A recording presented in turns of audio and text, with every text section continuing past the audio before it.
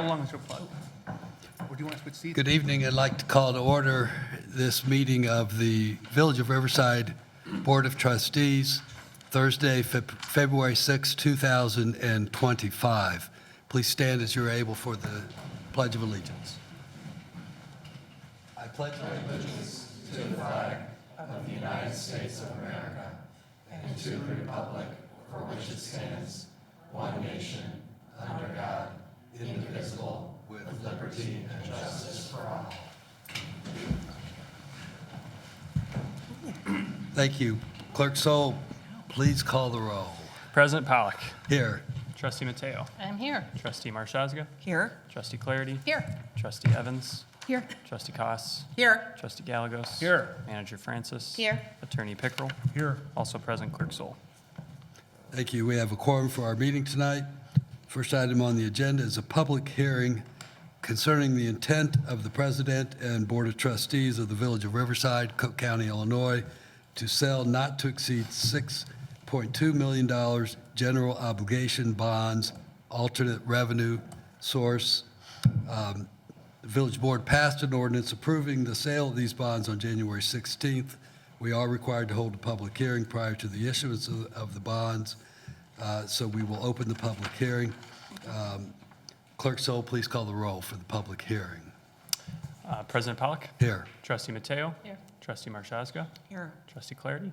Here. Trustee Evans. Here. Trustee Koss. Here. Trustee Gallegos. Here. Manager Francis. Here. Attorney Pickrell. Here. Also present Clerk Soul. I'd like to turn it over to Finance Director Zavala to give us an overview.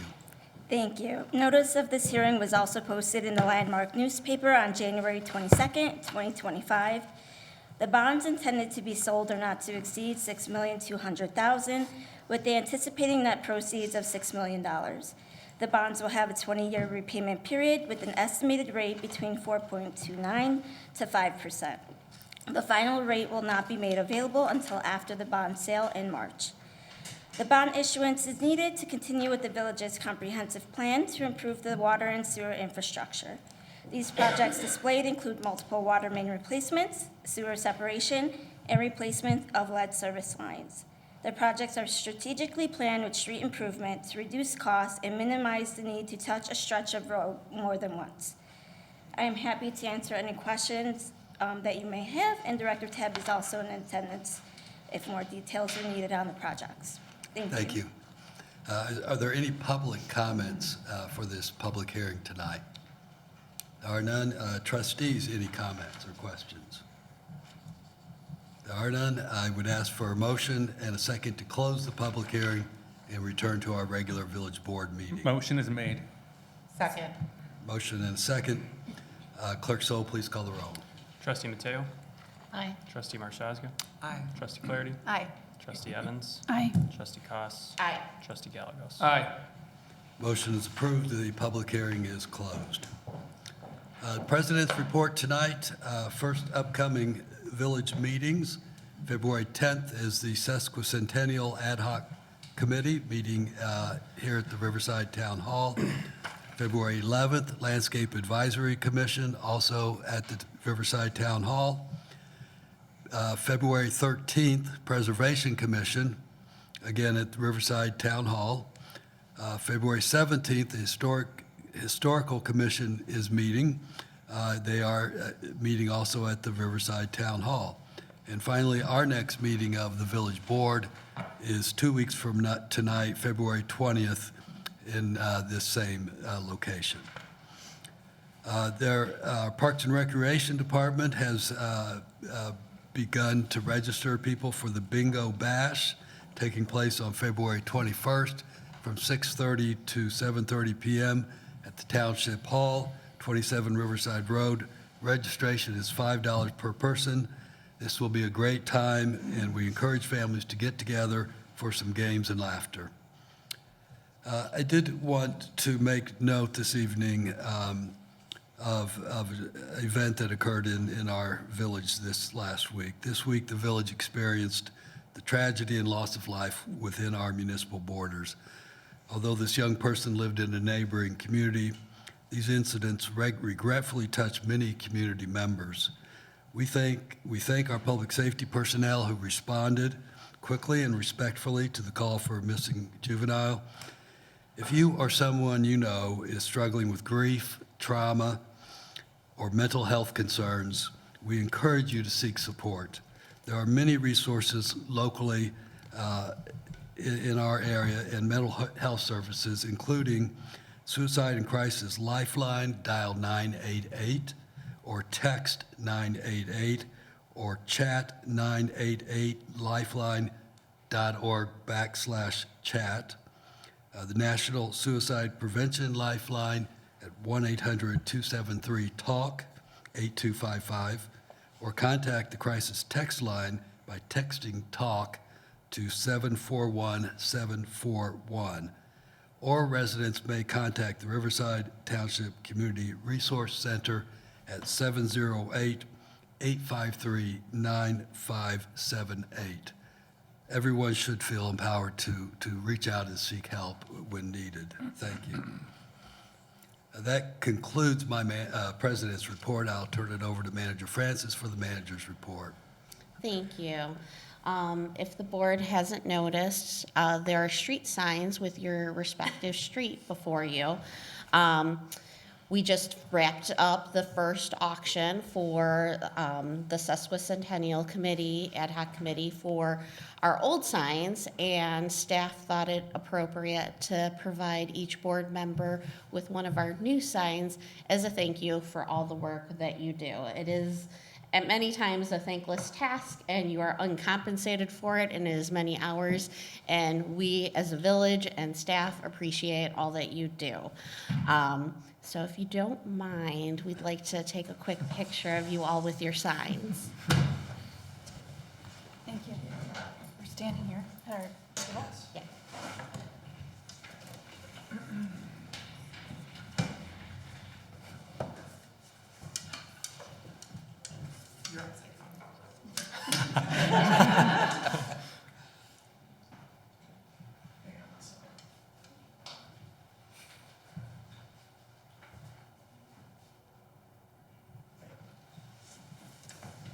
Thank you, and I appreciate this was a doing of Manager Francis, showing her appreciation and our village staff's appreciation for the endless hours that all of you put into helping this village and governing this village. Also, I'd like to use this as an opportunity to promote the second round of the upcoming street auction, which will be in August. And that is the street auction for the classic signs that we are retiring. Sorry, back to you, Manager Francis. Thank you very much. Absolutely. Very Thank nice you, gesture. Thank you. all of you. Thank you very much. We have some highlights to share for Parks and Recreation. Summer camp registration opened this week. Residents and returning campers were able to register online or in person. Non-resident registration will start next week on the 11th. As of the end of business today, we had 218 children registered. Very good. Great. So very significant. 150 themed, so we have our Great Puzzle Race is coming back with a special commemorative puzzle of the village's general plan to help celebrate the Sesquicentennial.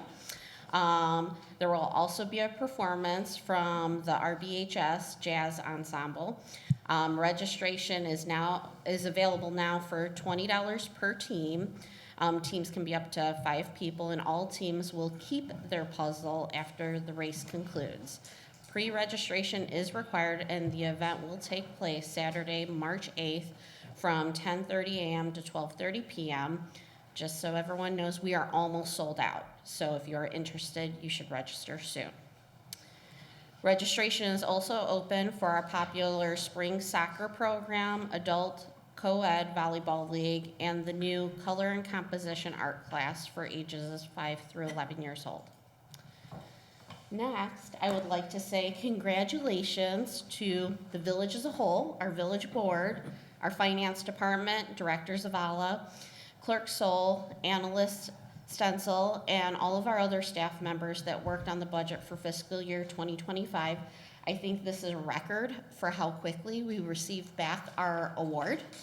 So we'll get the official one in the mail, but they sent us a PDF of it. So we were notified by the Government Finance Officers Association that we received the Distinguished Budget Award again. There's a lot of effort that goes into creating the budget document, as I know you are all aware, that meets the required criteria for that award. So thank you to everyone for being part of that very important process.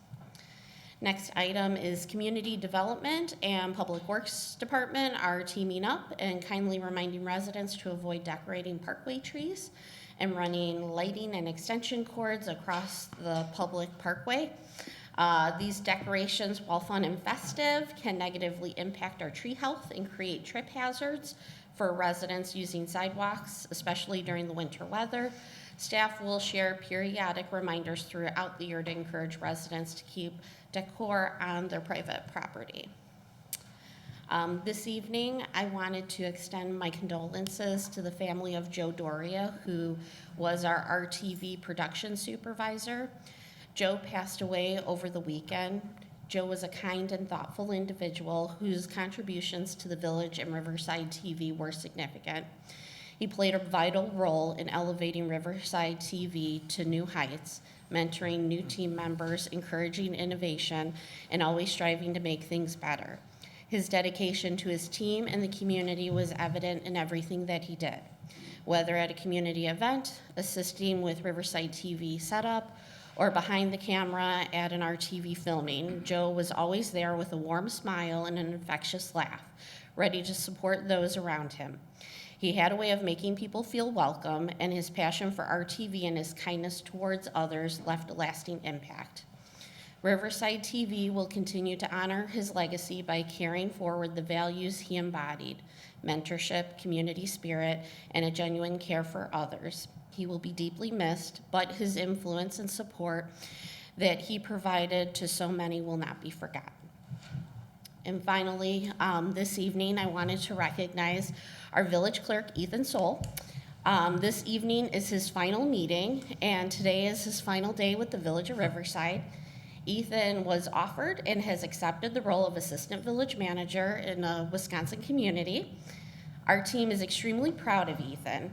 Ethan has made numerous contributions to our village over the past 3.5 years. Ethan started as an intern and was quickly elevated to his current position of Special Assistant to Administration and Finance. Our leadership team and village board have come to rely on Ethan for many things, and we will miss him terribly.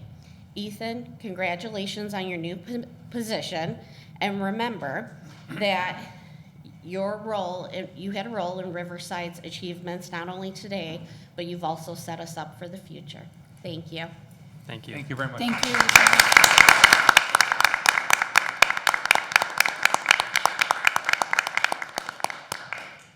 Thank you, Manager Francis, and just let me add, I have utmost respect for Ethan. You've done a tremendous job for this village, but the most inspiring thing for me is I have spent, as all of you know, I've spent my career in local government, mostly in the Chicago area, and it really feels good to see a young professional such as Ethan who's going to lead our profession of public administration for many years to come. I'm sure we'll be seeing him in the future somewhere sitting next to the village president somewhere, sometime. So good luck, Ethan, and thank you so much for all you've done for Riverside. Thank you very much. And now you get to talk for a while. Clerk So, please, I'm sorry, I skipped over resident comments. Non-agenda items, is there anyone in the audience that would like to address the board on a non-agenda item, knowing that for agenda items, you'll have an opportunity at that time? There are none. So now, Clerk So, please call the consent agenda. Approve voucher list of bills, February 6th, 2025.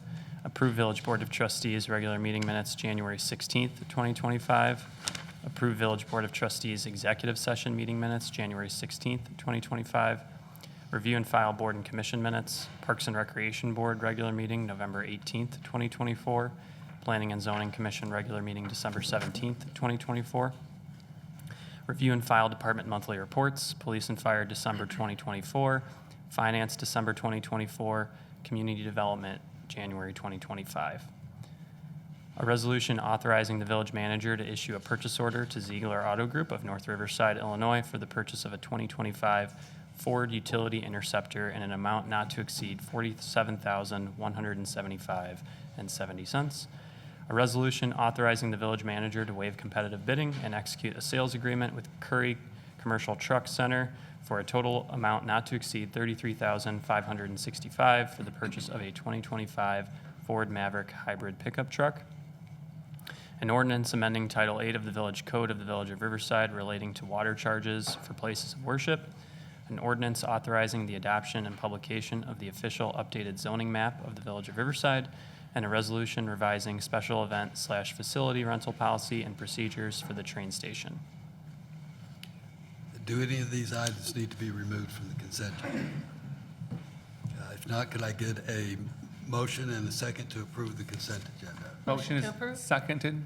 Motion and a second. Clerk Sol, please call the roll. Trustee Mateo. Aye. Trustee Marshazga. Aye. Trustee Clarity. Aye. Trustee Evans. Aye. Trustee Koss. Aye. Trustee Gallegos. Aye. Consent agenda is approved. We have no department, board, or commission reports this evening. Moved on to pending business. Financial overview, benchmarking summary, and staffing assessment presented by Barry Dunn. Director Malchiodi. Good evening, President Pollock, Village Trustees, Manager Francis. While we are nearing the end of the master planning process, there are still some important aspects to cover.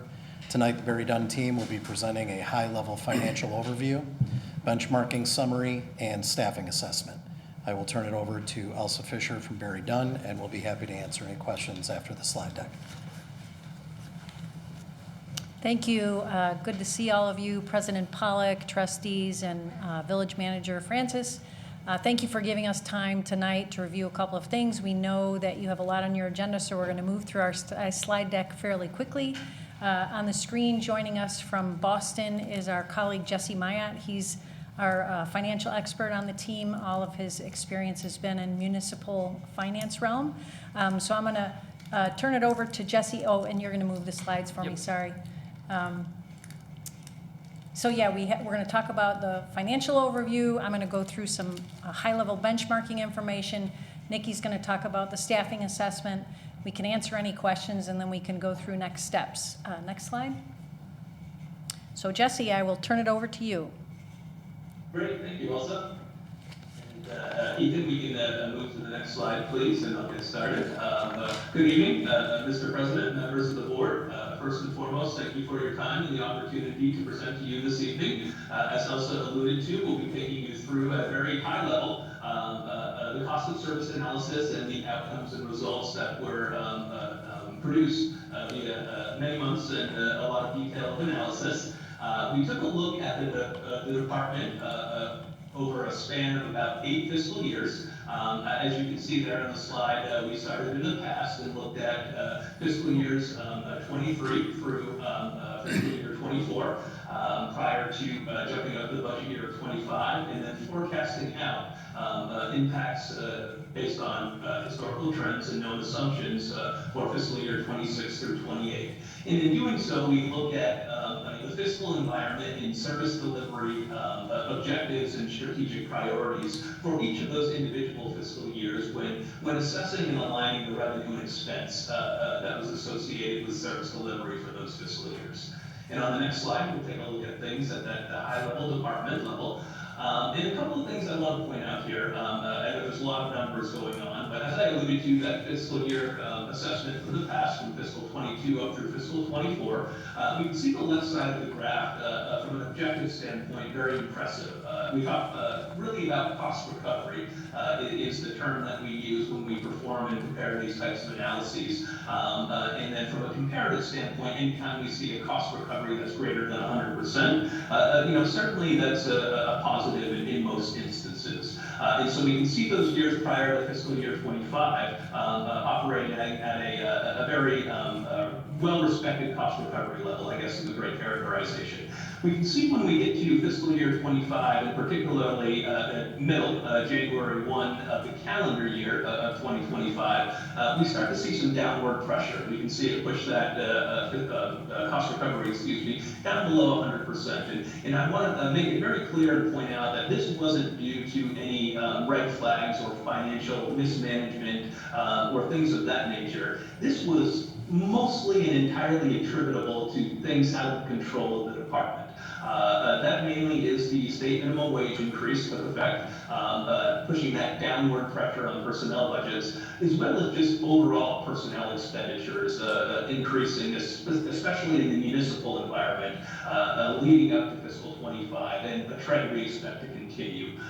Furthermore, just other unfunded legislative mandates that the department is going to have to get positioned to navigate is going to further put downward pressure on that expenditure side of the budget. And so we do see that and wanted to point that out to not only the department, but to you all this evening, in that that downward trajectory will most likely continue, given the current revenue generating environment. And as you can see, as we project out with those known assumptions out through fiscal 28, we can see that further pressure that we will see most likely that downward trajectory, given some sort of substantial either macroeconomic turnaround or the increase in significant revenue generating programming.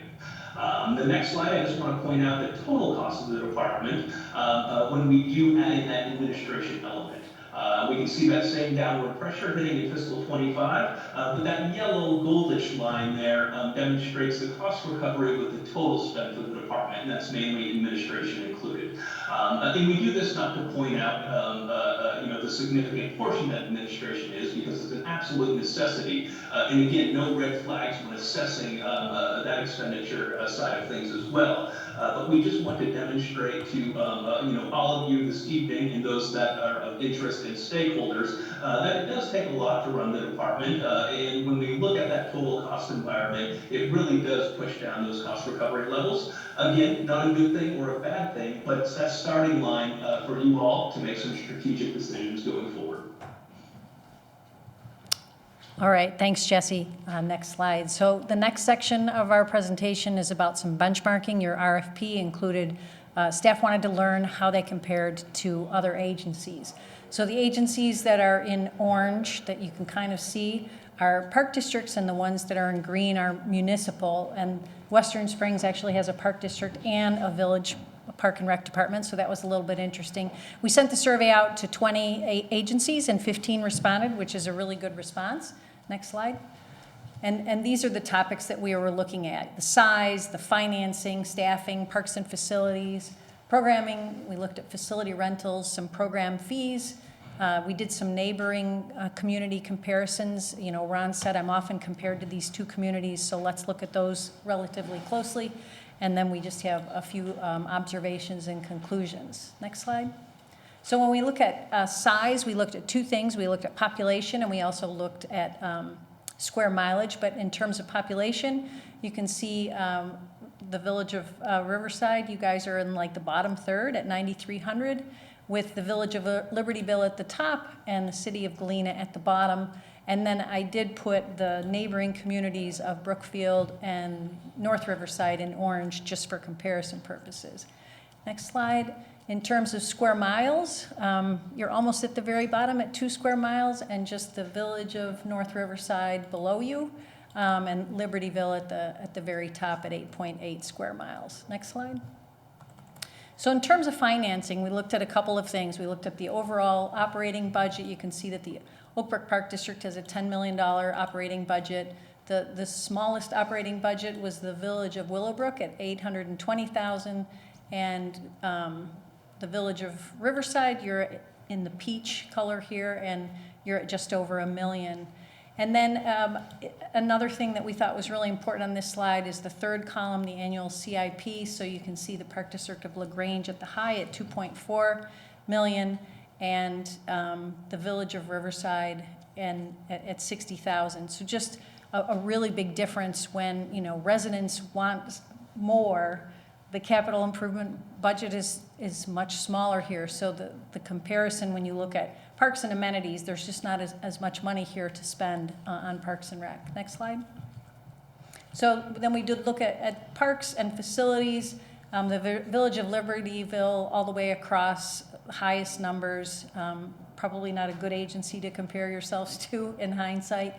But you can see your agency at 9 parks above North Riverside, and your acreage at 82 parks is actually pretty high for a small community. And then some of the agencies we benchmarked you against have rec centers and some don't. Next slide. In terms of programming, so LaGrange Park offers 3,600 programs a year, and I will say that this is a tricky one to measure at times because not everybody counts things exactly the same way. But if you take out the high and the low, so if you take out Galena at 1, all they offer is youth swim instruction, and you take out LaGrange, the average is about 380, and you're at 475. So you're offering a lot of programs for a small department, which I think is really, really impressive. Next slide. So just some conclusions. Nikki will talk about staffing, so I won't go into that, but capital budget, lowest capital budget of all that we compared you to, and the department offers more than the average number of programs compared to the benchmarked agencies. When you consider the staff, the size, and the budget, you're doing a lot in Parks and Rec for the community. So Nikki, I'll pass it over to you. Okay, good evening. So the portion that I covered was staffing assessment. So as you know, you have a very small number of staff in the department. There are 4. And they do an awful lot with very little amount of resources. Everybody wears multiple hats throughout the department. You have also 30 to 40 part-time staff that help with the summer programming. Next slide. In comparison, as Elsa pointed out, with North Riverside, your neighbor, they have 6 full-time employees where Riverside only has 4. In comparison, LaGrange, just around the block, is 44. So you can see there's quite a big difference when you're comparing the benchmarking. We also looked at the number of full-time employees per 10,000, and you can see once again that the Village of Riverside has 4.3, and in comparison, it is really at the lower end of the scale. Okay, next slide. The department does an awful lot with very little resources. They did just hire a 5th part-time position that's going to help out with programming, which is great. In comparison with a much smaller agency next door, you're doing, again, so much with very little resources. You're really at the lower end of the spectrum when you're looking at staffing and the number of resources that are dedicated to Parks and Recreation. And next slide. And one thing that came out, we did part of you might remember when we did our engagement presentation several months ago, that we talked with you all, we talked with residents, we did a tremendous amount of engagement. One of the things that rose up to the top was a desire and a need for awareness, understanding exactly what the department does. So our recommendation is to consider hiring a part-time marketing person who can help with working on the programming guide, work on creating awareness, doing the social media campaign, which is shared by 2 individuals right now. And you can imagine with all of the things that they do, all of those programs that they're managing, there's some things that are just going to go on the sideline because they have to, because there's only so many hours in the day. So our recommendation is for the village to consider a part-time marketing person to help really alleviate that. In the previous slides, we also showed that some of the other departments around you in the districts, they have marketing individuals that are dedicated to that task. Okay. Okay, and next steps. Our next steps is we are working on the recreation assessment now, which really dives into the number of programmings and the types of programmings that you all offer. We have a visioning session scheduled for, I think it's next month in February, or I'm sorry, this month in February. And then we're going to have the final plan for approval in April, so you will be done with us. Any questions? Any questions for Barry Dunn from Trustees? Sounds like we've got a lot of work to be done, a lot of challenges ahead, but also opportunities. So thank you for that update. We appreciate it very much. Thank you. Enjoy your signs. We're jealous. Next on the agenda is community solar discussion. Clerk Saul. Good evening. So tonight, I'm just checking in with the board to discuss further the potential implementation of community solar. So if you recall from the November 21st meeting, the board discussed the pros and cons of implementing community solar in conjunction with our aggregation program. The board also discussed potentially pausing implementation of community solar and revisiting in a few years. And then the board also talked about, or asked, I should say, more about the costs associated with hiring a consultant to deal with the public education piece if the board opted to implement a community solar program. So to start off, the staff did look into what those potential costs to hiring a consultant for community solar would be. It would be approximately $50 an hour. Staff estimates about 100 to 200 hours of work within the course of a year if we implemented a program. So that would amount to about $5,000 to $10,000. We did reach out to other consultants. However, most of them are tied to certain community solar developers.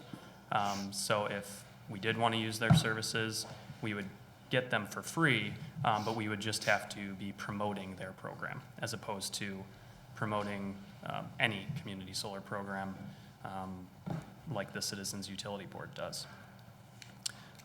So a couple of things I wanted to run through tonight were kind of some pros and cons that staff identified in speaking with the Citizens Utility Board, which is created by the Illinois General Assembly in 1983 to advocate for the rights of utility customers throughout the state.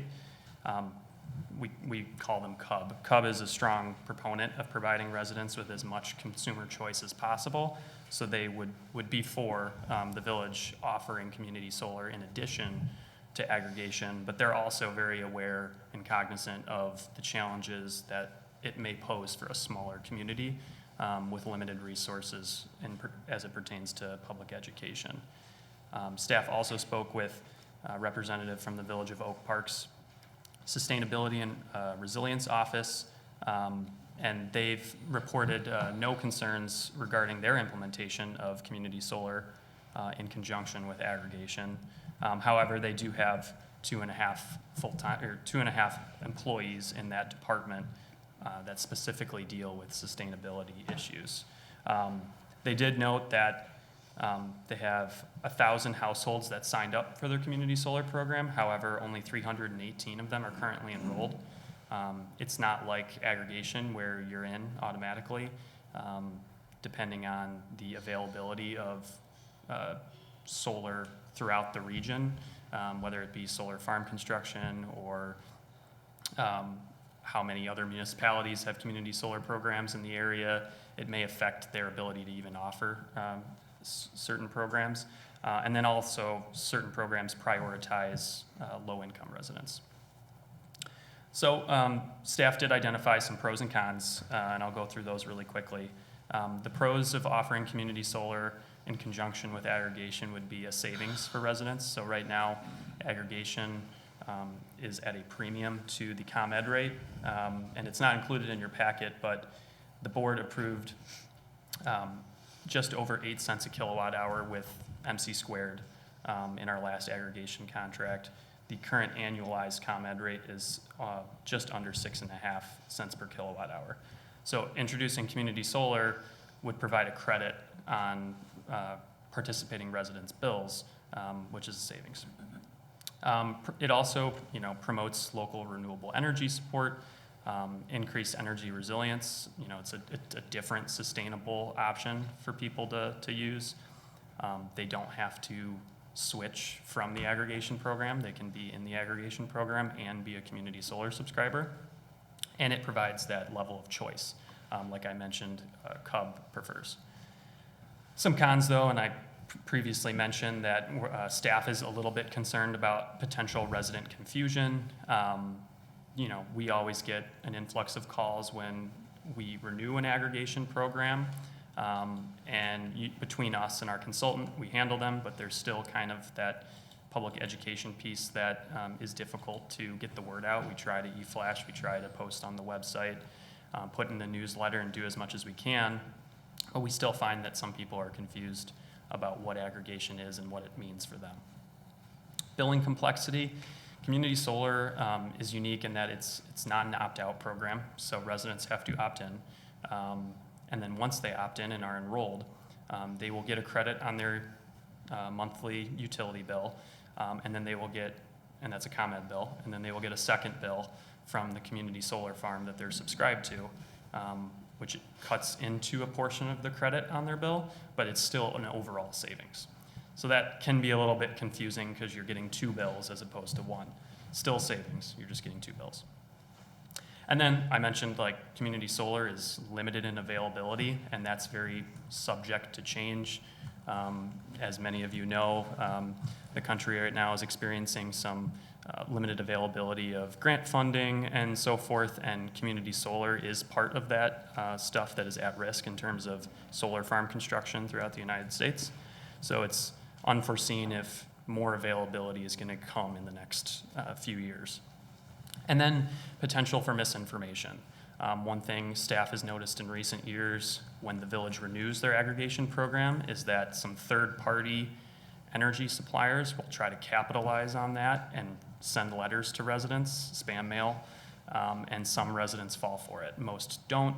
They start off with very cheap rates. They'll maybe offer residents like $100 gift cards or something like that, and then after a month or two, they'll jack up the rates.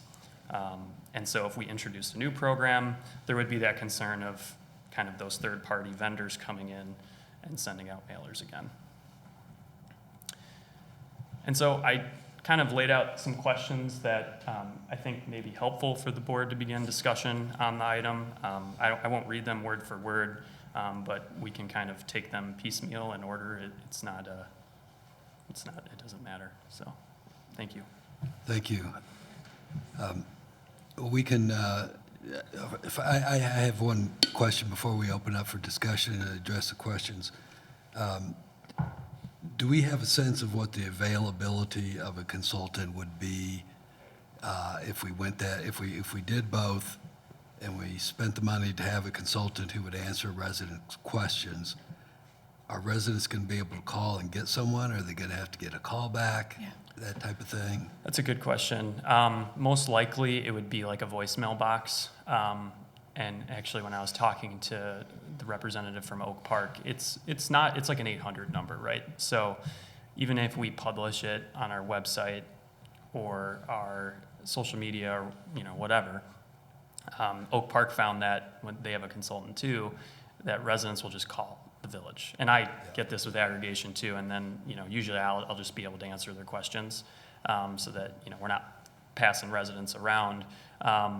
So if we did hire a consultant, it would be helpful if it was we can convert it to maybe a village office number that still went to a mailbox, but it looked more like an area code in this area. So I guess we could just go through the questions one by one. Before we go into the specific questions, does any trustees have anything they want to comment or questions they want to ask at this time?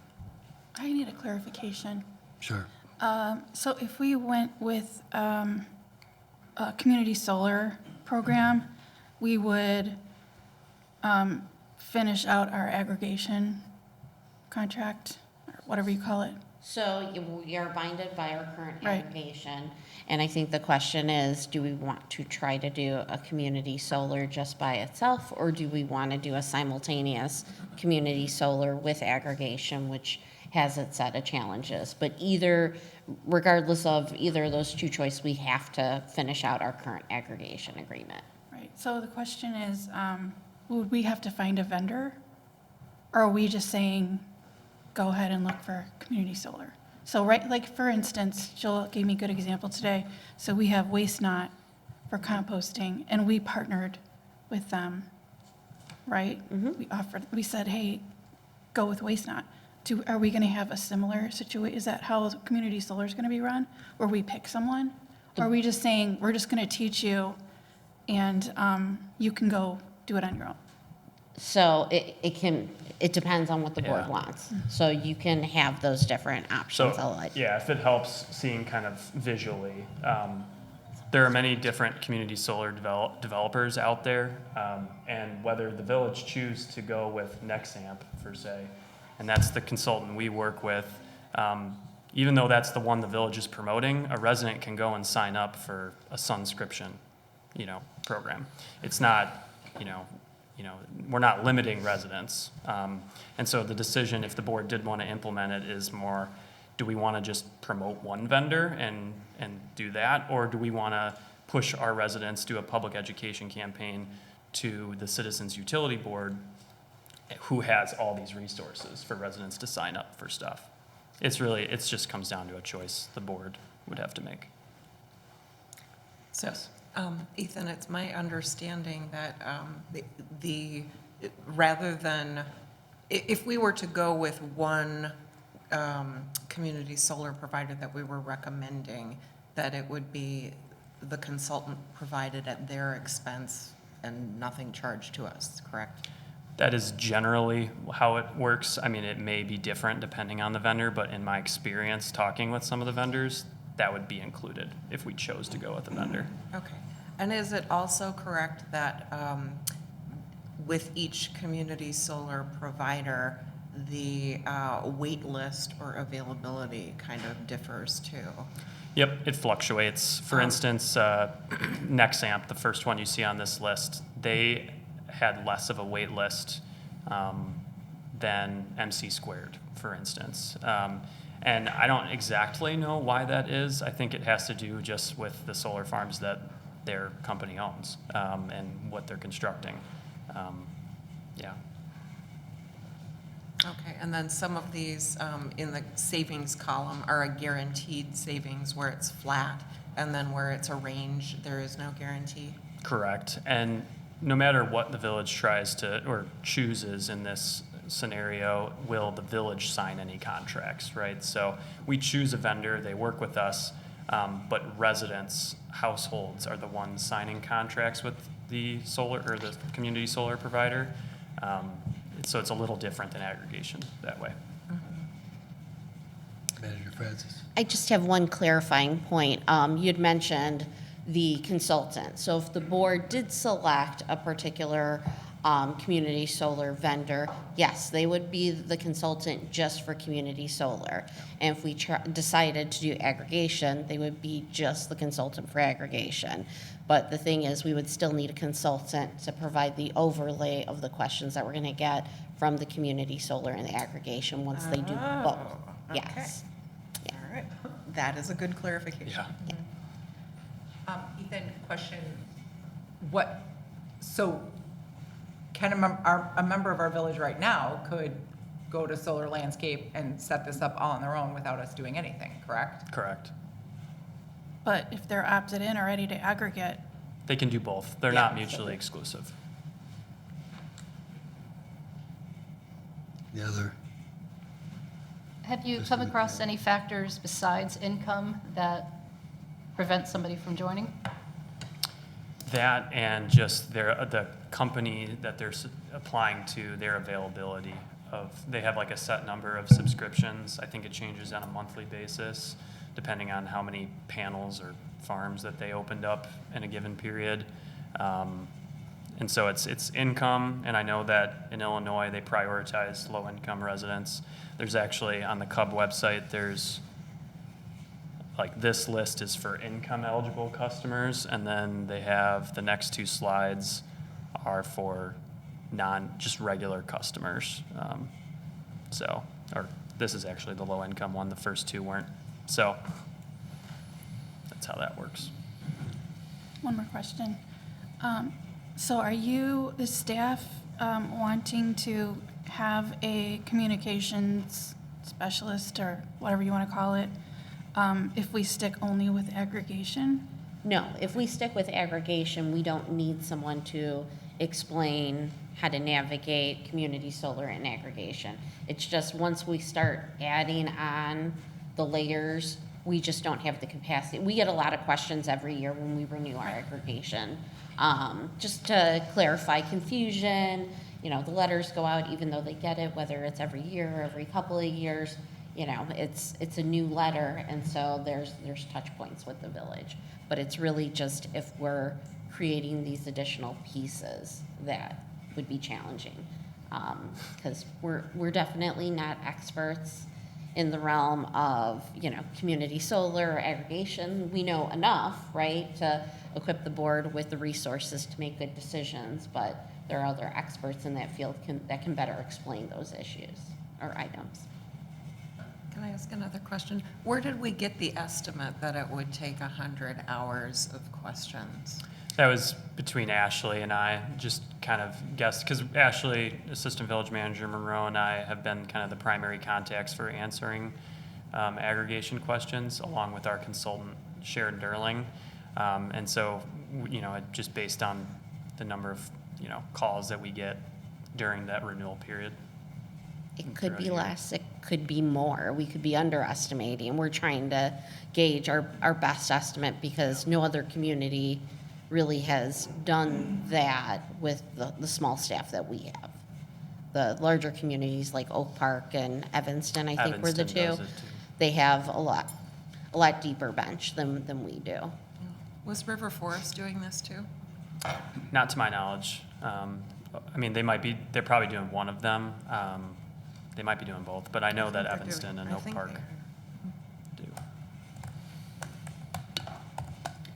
So if I could try to kind of summarize where we're at and what the decisions are. Right now, we have an electrical aggregation program that is the best possible way to maximize green energy of all these options, given human behavior and choice and all that. The aggregation program our experience with it is that it maximizes the use of green energy. Solar certainly has the capability of doing that, but it requires a lot of marketing, a lot of reach, a lot of people to sign up for it. But it does increase choice for residents, although I heard something tonight that interested me. So right now, someone has the opportunity to get community solar if they want without us doing anything. Correct. Yes. How does us adopting a community solar policy change that? It doesn't. They can, if they have a different vendor than what the village chooses to promote, they can still be with the one they chose. And the challenge is if we select a vendor, for some reason, there are shortcomings of that vendor, well, the village has basically promoted them as our vendor. And so and there's limited control because those individual residents are entering an agreement separately with that company. And so there's no control that we have over those agreements, but we're endorsing that vendor. And so that's also a concern that we would have. It just seems to me that I think that the aggregation program works well, and I think that, okay, this is my opinion, is that I don't think we want to promote any particular solar program. I think that solar programs are out there, and if people want to use them, there's no need for the village to necessarily get involved or get in between that what individual residents would like to do and, and their choice in using solar or not. I mean, I don't think we need to add ourselves into that part of the discussion.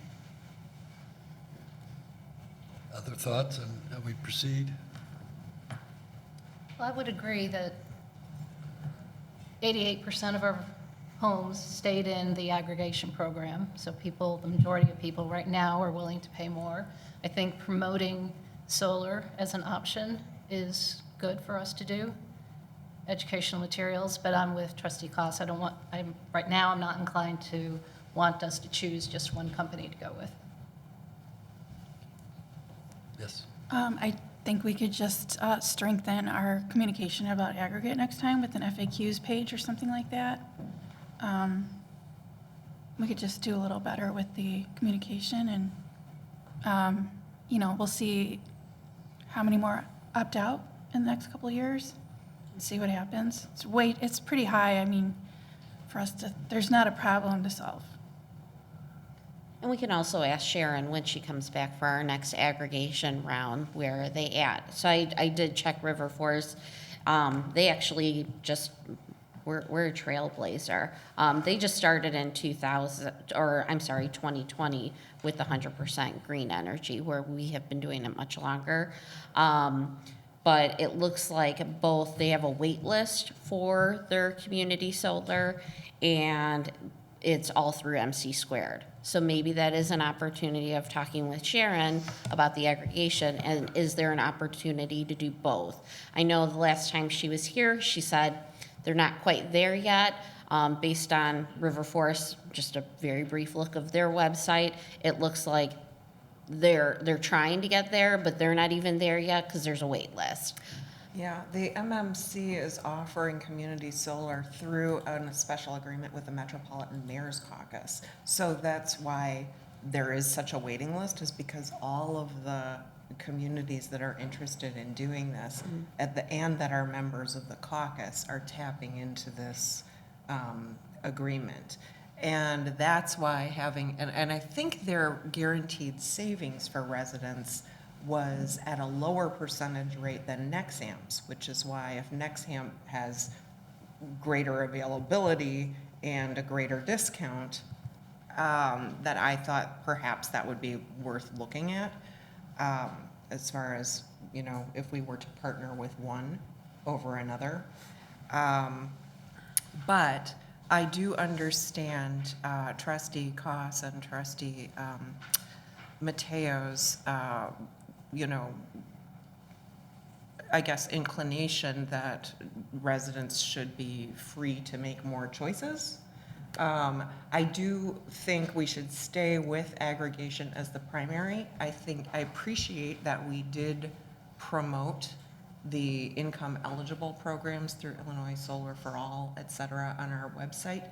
But I think it's important for that next phase of communication to our residents, for people to know that they have, you know, an opt-out choice that will definitely save them money, but they do have to understand the, you know, the wait list component, the I can't even talk, the two billing piece of it. And like I said at our November meeting, I believe that graphic that Clerk Sol had created about and shared about how community solar saves you money, it might have been through Citizens Utility Board, was a very helpful illustration for residents. And I think if we spell it out a bit more in our communications and offerings, then we do give residents that choice. They can either stay with what's easy, which is the aggregation, and it's 100% green, or those who feel very strongly about that they're, you know, being impacted by the prices can have instant tools at their disposal to know how to go about this and what to expect, so there aren't any surprises. Any other comments? I think what I'm hearing, if I can try to summarize, and please don't hesitate to tell me if I heard or I'm reiterating this incorrectly, but I think what I'm hearing is, for now, stick with the electrical aggregation solely, but look as we move forward to educate residents more about the availability of community solar on their own. Is that an accurate summation? Yes. I think so. I do have to say, one of my concerns with doing both, as you could probably suspect from my opening question, is I'm not thrilled with the idea of residents who need help having to call and get a voicemail and having to wait for a call back. They missed the call back, and now they're frustrated before they even get a chance to talk to somebody. That's not the way we usually provide village services. I understand if we want to go that route, maybe it's a necessary thing to do, but it sounds like we don't need to worry about that right now anyway, so. Yes. I really just wanted to stick with the aggregation. And I thought you were saying that we're going to do both, and No, I think we stick with, as village policy, what I'm hearing is we stick with the program we've been doing. Nothing changes there as the village policy, but that we perhaps make people aware that they can, on their own, if they don't like the aggregation program and paying that higher, what lately has been a higher fee cost, they have the opportunity on their own to try to pursue community solar. Without the village doing anything. They can do that now. What is it going to look like? Just when we e-flash about electrical aggregation or send messages out, we would also at the same time say, you have two choices. You can opt out and stick with the ComEd, or you can call this number or this website and on your own pursue community solar. But to be clear, whether somebody opted in or out, anybody can pursue community solar. Yes. Right. So is that consensus? Very good. Thanks, Ethan. Next item on the agenda, new business, update on front-loaded garage text amendments. Planner Siren. Good evening. This is an older topic that the board asked the PZC to reconsider. And just for terminology's sake, a front-loaded garage is has a garage with a door that faces the street, whether it's attached or detached. The two main purposes of the text amendments that PZC has drafted are first, to encourage the construction of detached garages instead of attached front-loaded garages, and second, to reduce the visibility of front-loaded garages from the street. Staff is requesting the board's feedback generally on the text amendments and then on two specific questions. First, does the board support requiring attached front-loaded garages to be set back at least 5 feet from the front of the house? Currently, that's encouraged by the code but not required. The effect of that would be that if you have an existing front-loaded garage that projects more than projects in front of the house or isn't set back 5 feet from the house, it would be considered non-conforming. The practical effect of that is that when that building reaches the end of its useful life, that house is maybe torn down or significantly redeveloped, then it would have to become compliant with the current standards in the code. The second question is, does the board support encouraging the construction of detached garages instead of attached front-loaded garages by granting a 400 square foot, up to 400 square foot building coverage bonus for certain projects? Those would be limited to single-family new construction, remodeling where an attached garage is replaced with a detached garage, or where there is no garage, a new detached garage is constructed. The practical effect of that is that someone would be able to build an additional 400 square foot area of building coverage on their property that does not include an increase in impervious surface coverage. The next steps, we'll take these text amendments with your comments to the Preservation Commission for their input, hold a public hearing with the Planning and Zoning Commission, and then return back to you. But I'd be happy to answer any questions or provide additional information. Thank you, Ann. Just a couple of items for context. One is we're not making any final decisions tonight. This is just direction for the Planning and Zoning Commission to proceed on these items, these issues. But more importantly, I wanted to set the context of why we're talking about this. We talk about front-loaded garage and zoning regulations. It sounds very mundane and in the weeds, but this came about because the State Historic Preservation Commission at one point, how long ago was that? It was when we were changing our boundaries with National Park Service. Several years ago. Yes. Said to us, hey, you guys might have a problem in terms of your landmark status because there are so many front-loaded garages being built. And you may wonder, well, why would that be? And that's because one of the essence of the Olmsted Plan was open streetscapes, green streetscapes. When you put a front-loaded garage, that means you got to have the driveway to serve, 20-foot wide driveway, a lot of front yard pavement, and on a 50-foot wide lot, which most lots are in the village, that becomes a problem. Now, a handful of those throughout the village, maybe no big deal, but it's kind of like the frog in the pot of boiling water. By the time you realize it's a problem, it's too late. So we were fortunate that the state brought this to our attention. Our Riverside Historic Preservation Commission looked at it in response and agreed, and they have asked us to look into this, or they've recommended we look into this. So that's the context. Question before you is the issues that Planner Siren listed. Are we going in the right, is planning and zoning going in the right direction? I have a question because I didn't understand this. So we don't have alleys in Riverside. Well, that's not true. We have a few alleys in Riverside, but, so there's still a driveway leading to, I guess my question is this, there's still a driveway leading to garages that are detached behind houses and that kind of thing. It actually is more impervious surface because you have to go further back with whatever sort of coverage you use. And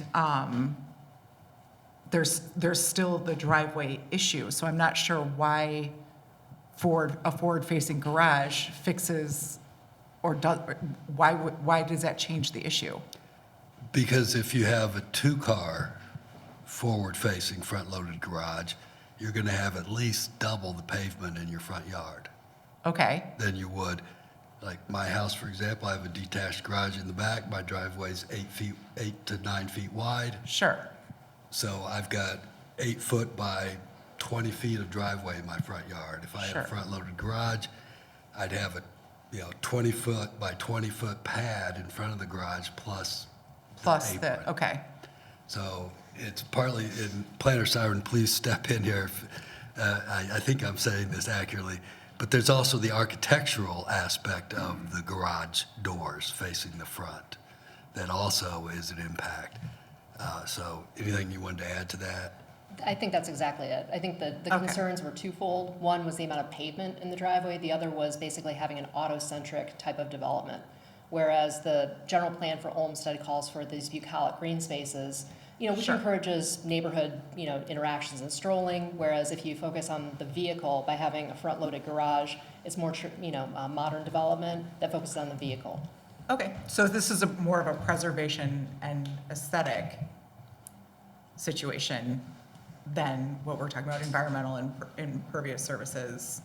Okay, surfaces, got it. Done. Yes. So since we were warned that it may affect our landmark status, did we ever get clarification whether or not it actually will or will not? Oh, I think, well, Manager Francis may be able to answer that better than me. When I say may, that's my wording. I'm not sure exactly how it's worded. But I think basically what I understand it to be, if the trend of front-loaded garages continues for the next 20 years, it will have an impact. It doesn't mean that necessarily that our landmark status would be taken away, but it definitely erodes the reasons for the landmark status. Was that delivered in a report, or was that casual commentary? I believe there was a document, I'd have to look back in it, but there have been statements that have been made also by State Historic Preservation Office about tear downs too. So it's something that has been an ongoing discussion at the preservation level since, I want to say 2017. And it goes in cycles, like it'll come up every so often, similar to tear downs. Every time they have a demolition or a tear down, it has to go to preservation. They have to approve it. And it goes through that process. But there is concern of the architectural integrity of Riverside with tear downs, front-loaded garages, what that looks like and feels like, because there have been numerous homes that have been rebuilt, and they're all attached front-loaded garages. And once, way back when, we used to have on the code, it's not there anymore because we couldn't enforce it, was if people that had a front-loaded garage, if they parked on their driveway, the code said that we should ticket them. Yes, true story. So we updated the code relative to that because obviously we can't tell residents that they can't park on their driveway. But when you think about it from a visual impact of our green spaces, if every house on a block has a front-loaded garage and they're utilizing their driveway in front of their garage that changes the views in Riverside and the experience as well. And I think that's what National Park Service is looking at. And they're looking at it from, like President Pollock said, many years down the line, because all of these are incremental things that compound upon themselves over time. And so you don't want it to get too far away from you, because then once the damage is done, there's no way to rein it back in. Yeah. I asked, that's helpful context, because I wasn't here when this was at least 5 years ago, more than that. It's been some time. Yep. I hear a lot of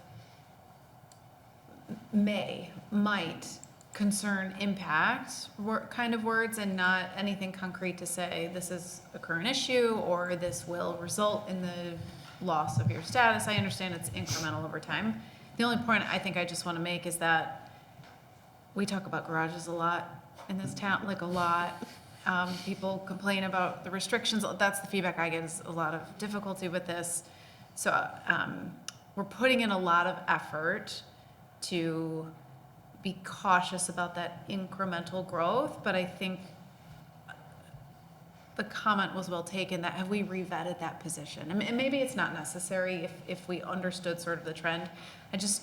I am sometimes curious whether we have over-indexed to gentle feedback and made it a mandate in Riverside that creates some level of strife for people who want to live here in, modern life has vehicles and has garages, and modern construction, people do prefer to have their garage attached. So I'll sum up my long meandering journey here by saying I'm a little bit more of the carrot rather than the stick model as it relates to these garage issues. I like the idea of doing things that encourage people to design in a way that facilitates our goals around our landmark designation. And so the second question here that you're asking about the building coverage bonus, that's a lovely carrot I'm more in favor of than the stick of people trying to pass pretty bright line rules that make it more difficult for people to improve their homes or make our property stock more desirable to people coming in.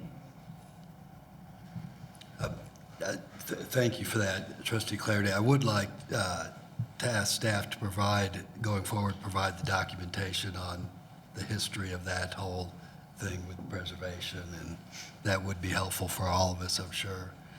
Yeah, especially since I feel like we really need to balance this issue against some of our environmental concerns that we have for the village as well. And when we start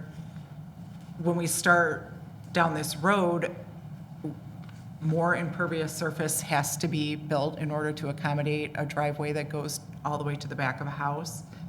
And that has a big impact on our village as well. I don't want to lose our preservation, our status. I'm not saying that, but I think that we also have, we do also have rules about how much of your lot you can take over by impervious surface. And by saying that we're requiring or even pushing people towards detached garages and longer driveways and things like this, we're kind of mixing our message by saying we're looking for less impervious surface, and yet we want you to have more impervious surface so that your garage is more hidden. I feel like that's a bit of a mixed message. I hear that, but during this process, which has been going on for years, we also made a lot of changes to our driveways and added additional materials that are pervious. So there are options to not have just asphalt going to the back of the house. Sure. When's the last time Preservation Commission gave us their opinion on this? So 2019? It's scheduled to go to It must have them. been, they discussed soon. it certainly in 2020 when they considered the ordinance that was ultimately passed, but it was discussed initially in 2017, then in 2018 and 19, and then 2020. Do you have any of that verbiage that we can take a look at? Pardon? What was the verbiage that they came up with as far as their opinion on front-loaded garage? they had made the suggestion about the bonuses. That was part of their discussion, if my recollection is accurate. As well as the 5-foot setback, I believe. Their very initial discussion, some Preservation Commission members were in favor of not allowing attached front-loaded garages. It was a very dynamic conversation. They didn't ultimately make that recommendation, but that was part of the discussion. I would probably like to hear from their discussion now. given that we That's the have next now step in green the and- process, right? Okay. It will go to preservation before you make any final decisions. Absolutely. So text amendments are required to go to preservation, so Yeah. they'll opine on it after planning and zoning has their public hearing. All right, so the planning, zoning, then preservation, and then us again? Correct. Okay. We're actually going to preservation on the 13th. Okay. Then for the Sorry. public hearing, no, it's Thank fine. you. Then the public hearing, then back to the But board. I also want to emphasize that the changes that are being considered by the Planning and Zoning Commission, I think the most substantive change is that right now, a front-loaded garage can extend 5 feet forward of the house. And the substantive change would be, no, it has to be 5 feet behind the front face of the house. So we're not talking a big difference here. And again, that would only apply to new construction. The amount of driveway would not change all that much. I suppose you'd have to have the narrow part of the driveway, the 8-foot or 10-foot wide part would be 5 foot longer, but the pad in front of it still would be the same size. How does, how does setting it 5 feet back from the front of the house further the landmark status goal, right? It's still pointing, right? If the issue is amount of garages facing the street and amount of driveway taking up front yards, how does that 5-foot setback improve that? I think it's the mass, quite frankly, and the front-facing mass that you see, and how far up it is. So right now, fences have a certain, I think it's 5-foot setback from the front of the house, the backyard fences. Even with the front of the house. Okay, but I guess point being is that when you have a sizable, flat, structural wall, essentially, when the door is closed, 5 feet in front of the house, it puts the automobile front and center, it puts that wall front and center, diminishes the yard and the perception of space that one gets from just walking down the street and. But is it Oh, the that home is subjective? central. Pardon? Is it that subjective No, for preservation it's not. status? It's actually, the wall is actually there, the front of the garage No, but is I'm saying actually for, there. if we're doing this to try and preserve our status in the village, I think what I'm hearing from you is, does moving it back 5 feet do anything to help us preserve our status?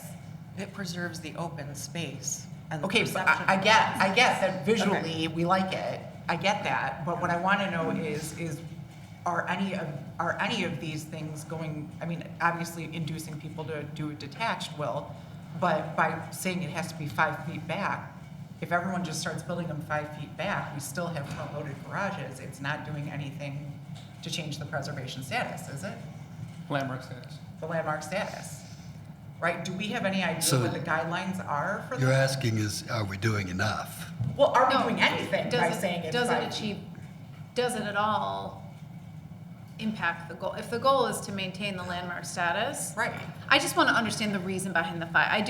It does make sense to me when you're saying currently it can be 5 feet in front and requiring it to go 5 feet back, that's a 10-foot delta from what's allowed now. So Sure. I don't know, I'm a little more than 5 feet. That doesn't seem like a big difference here. So I guess I'm getting at, when we make very prescriptive rules, we're trying to make rules that fit across a variety of properties and funny shaped lots that we have in this wonderful village, right? And so I'm very aware that the people of the future who want to build a garage or who are adjusting their property are going to have to live within whatever we agree to here. And I don't know if that 5 foot is a problem. It might be a problem for someone. It might take 5 feet out of their very small backyard because they have a funny shaped lot where everything is in the front, right?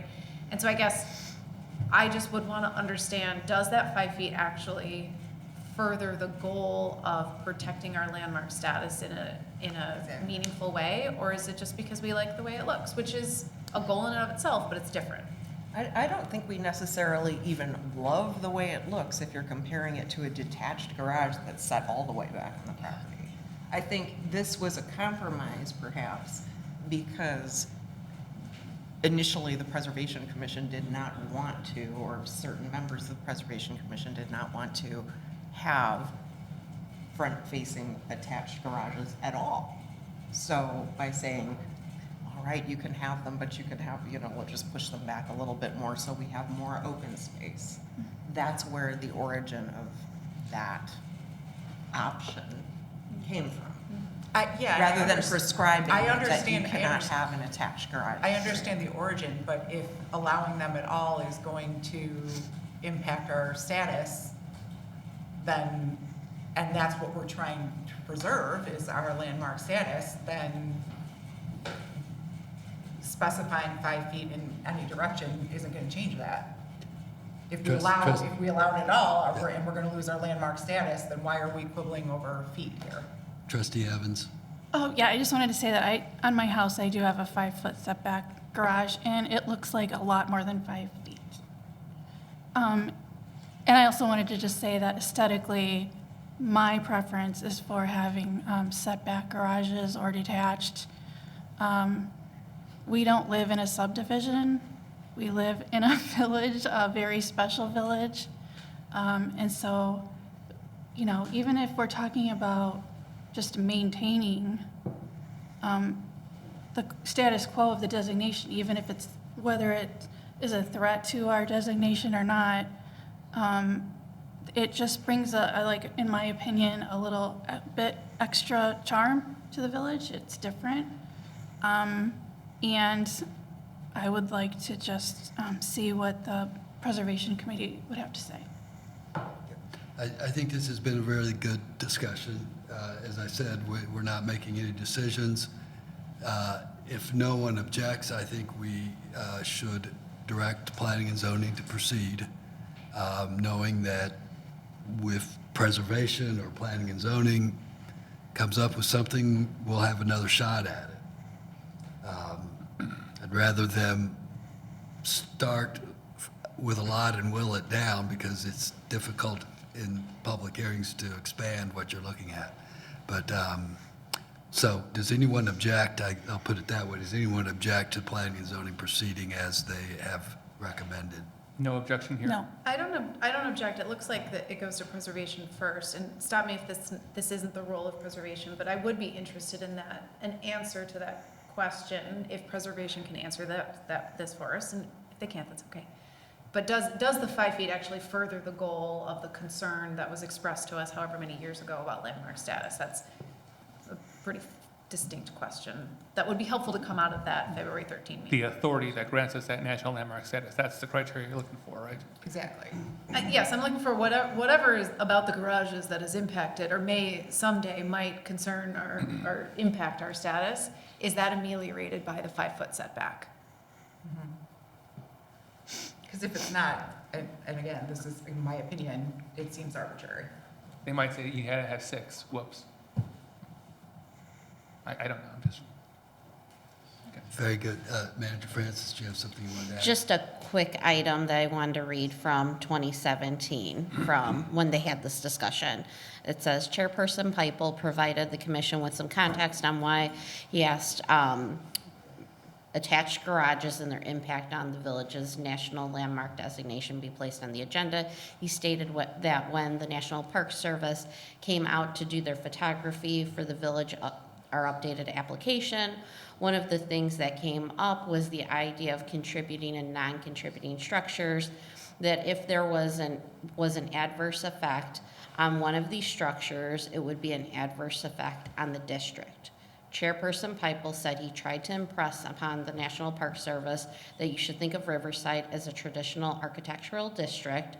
The most significant thing about Riverside is not that the architecture of the homes, but the uniform setbacks from the street, the large setbacks and parkways, the triangles, gas lamps, etc. Really, the elements of Olmsted's design are the critical features of the district. So typically in a landmark district, you have a list of resources, and so it goes into that. So these were verbal conversations, because I was looking through my documents to see if we actually had something to express that statement, and it was a verbal discussion, and it's been items that have gone on since 2017 verbally, and that's why it's brought up at preservation. So I just wanted to clarify those. That's helpful. So if I'm understanding, the 2017 version of Commissioner Pipel was trying to convince those that make these decisions that what's unique about Riverside is the setback. These things that otherwise mostly exist, even with front-facing garages, as long as you're not putting the front-facing garage 5 feet in front of the house, right? That's the argument that he was trying to make in response to a verbal comment that we have perhaps indexed to garage is bad. There's that, but he also talks about the historic character and us as, our landmark designation also as an architectural district too. And so balancing the different pieces. So I'll send out this part of the meeting minutes just so that the board has it as reference, but I think the additional questions that the board had for preservation will be helpful for clarification. Thank you. Thank you. Any other questions, comments on this? If not, I think we have direction for the Planning and Zoning Commission to proceed. Okay, thank you. Thank you. Thank you. Thank you very much. Finally, trustee reports. Cross-Community Climate Collaborative update. Trustee Marshowski is going to provide that for us tonight. I will, yes. The village continues working with Nutter Consulting on the final stages of the Climate Action and Resilience Plan. The development team expects to present a draft to the village board in March with a proposed final adoption in April. The next steps for our EECGB grant will basically include re-engaging major community stakeholders like school districts, township, the Brookfield Zoo, Chicago, businesses and landlords, while also informing residents about the climate plan after its rollout. As far as C4 activities, we had a Riverside C4 meeting February 24th at the Riverside Public Library. I'm sorry, not we had, we will have a meeting at the Riverside Public Library on the 24th, and we'll be featuring the Metropolitan Water Reclamation District as a speaker. So that will be at 7 p.m. on the 24th. Then on April 4th at the Quincy Street Community Center, we are having Citizens Utility Board present on residential solar installation. That will be at 6 p.m.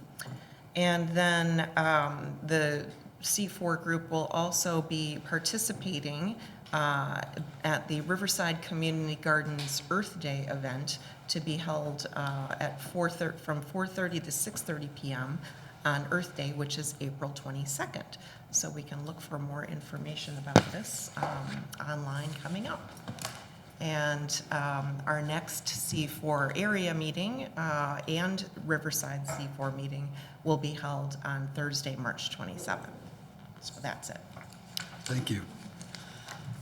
Any comments or questions about the C4 update? No?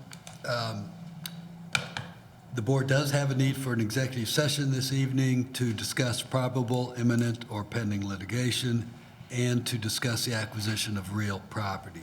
The board will not reconvene and no final action will take place. I would ask for a motion and a second to adjourn to executive session. So moved. Second.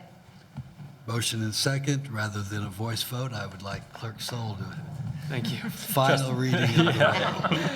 Trustee Mateo. Aye. Trustee Marshowska. Aye. Trustee Clarity. Aye. Trustee Evans. Aye. Trustee Koss. Aye. Trustee Gallagher. Aye. Meeting adjourned.